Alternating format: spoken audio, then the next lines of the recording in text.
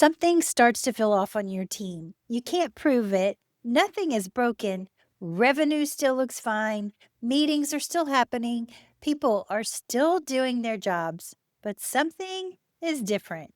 Your team feels slower, not in output, in energy, in clarity, in how decisions are getting made. You start noticing small things. People hesitate before answering you. Updates sound clearer, but less useful.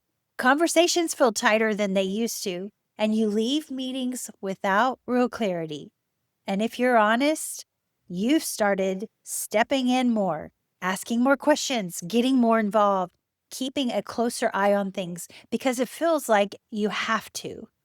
Most leaders assume this is normal. We're just growing. This is what happens at this stage. I just need to stay on top of things. But here's the part almost no one tells you. This is the moment decision quality starts breaking down. And it doesn't happen because your team isn't capable. It happens because something subtle has shifted in the room and everyone is responding to it, even you. Welcome to the Kathie Owen Perspective Podcast. This is where we talk about human patterns under pressure, inside leadership teams, inside companies, and inside moments that quietly determine whether a business scales or starts to fracture. My name is Kathie Owen, and I'm a private consultant, and I'm typically brought into organizations during high-stakes moments like private equity transitions, mergers and acquisitions, founder exits, and rapid growth phases across industries like tech, pharmaceutical, accounting, oil and gas, and founder-led companies. Usually when something feels off, but no one can quite explain why. And I want to say this right up front.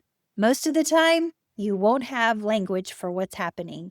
You won't see it in a report, and you won't be able to point to one clear problem.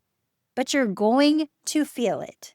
And that's the part leaders tend to override because it's not measurable, it's not concrete, so it gets dismissed.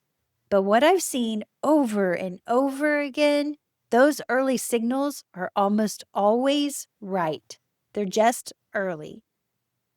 Let me show you what's really going on because from the outside, it looks like leadership is stepping up.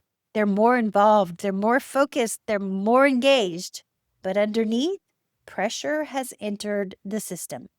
And someone, often a very capable, very responsible leader, feels that pressure. And here's where the shift happens. Instead of stabilizing themselves internally, they start to stabilize everything externally. It shows up as tightening conversations, as controlling how things are said, as needing alignment faster, and even as stepping into decisions earlier. And this is important. They're not trying to create problems. They're trying to relieve pressure. But the moment that happens, force enters the system. And when force enters, authenticity leaves. People stop speaking freely. They start managing how they show up. They start performing. Now you have a leadership team that looks aligned, but isn't actually telling the truth. Nothing breaks right away. That's what makes this so dangerous. Revenue still looks fine. Reports still go out and meetings still happen. But underneath, truth stops flowing upward. Problems surface later. Decisions lose clarity and tension builds quietly. And this is one of the most important things I can tell you. The problem shows up in the room before it shows up in the numbers. Every time. Now, I want to slow this down because this is the moment where everything changes and most leaders miss it. When I say the strongest leaders take responsibility for their internal state, I don't mean they sit there trying to manage their emotions. I also don't mean that they pretend like they're not under pressure. And I don't mean they try to so-called stay calm. I mean something very specific. They catch the moment right before their pressure turns into behavior. Because here's what actually happens in real time. You're in a meeting, someone gives you an update, and something in you tightens. You don't like the answer. It feels incomplete, it feels slow, it feels off. And instantly, without even thinking about it, you move. You jump in, you reframe the question, you redirect the conversation, you start leading the answer. That right there, that's the moment. And it happens everywhere. It happens in relationships, it happens in families. That's probably why you're sitting there going, oh, I have been here, I have felt this. And most leaders think that they're helping when they jump in and they reframe the question and redirect the conversation and start leading the answer. They think they're creating clarity, but what they're actually doing is relieving their own internal pressure. And I have seen this so many times, I can't even count. And the cost is immediate, even if no one says it. The person who was speaking, they pull back. The room gets quieter. And now people start thinking, okay, how do you want me to answer this? And that's how truth starts leaving the system. Strong leaders do something different in that exact moment, in that same meeting, same pressure, same instinct to jump in.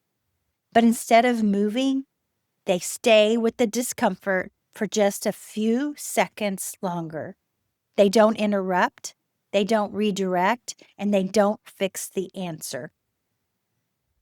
Sometimes I call this self-awareness. Sometimes I call this emotional intelligence. But they just stay with that discomfort for just a few seconds longer. And when you do, things change. So they might ask a question like, say more about that, or what am I missing here? But they don't take over the moment. And that small shift, that self-awareness, that emotional intelligence, it does something very powerful. The person who was talking keeps thinking. They go one layer deeper. The real answer starts to come out. And now the room stays open instead of tightening. That's what responsibility actually looks like. Not internal, and it's not abstract. It shows up in whether you take over the moment or allow it to unfold. And this is the line I want you to remember. Don't make the system pay for what you won't hold. I have seen that so many times. I've seen leaders freak out and get all intense, and they make the system pay for what they're not going to hold. And it just takes a moment. Just take a deep breath and let it unfold. Allow it to unfold. Because every time you move too fast to relieve pressure, the system is going to absorb it. And every time you hold it just a little bit longer, the system stabilizes on its own. This is what I call human diligence. It's the layer of a business that doesn't show up in the spreadsheets, but it drives everything underneath. You can have clean financials, strong projections, a solid deal structure, but if the people inside the system are operating from pressure, from control, from unexamined internal reactions, the system will start to distort. That's what I'm looking for when I come into a company. Not what's happening on paper, but what's happening in people.